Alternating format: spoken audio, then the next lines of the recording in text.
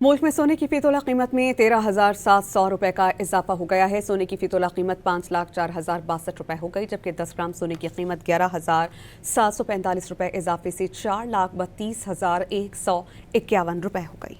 मुल्क में सोने की फीतोला कीमत में 13,700 रुपए का इजाफा हो गया है। सोने की फीतोला कीमत 5,04,062 रुपए हो गई, जबकि 10 ग्राम सोने की कीमत 11,745 रुपए इजाफे से 4,32,151 रुपए हो गई। मुल्क में सोने की फीतोला कीमत में 13,700 रुपए का इजाफा हो गया है। सोने की फीतोला कीमत 5,04,062 रुपए हो गई, जबकि 10 ग्राम सोने की कीमत 11,745 रुपए इजाफे से 4,32,151 रुपए हो गई।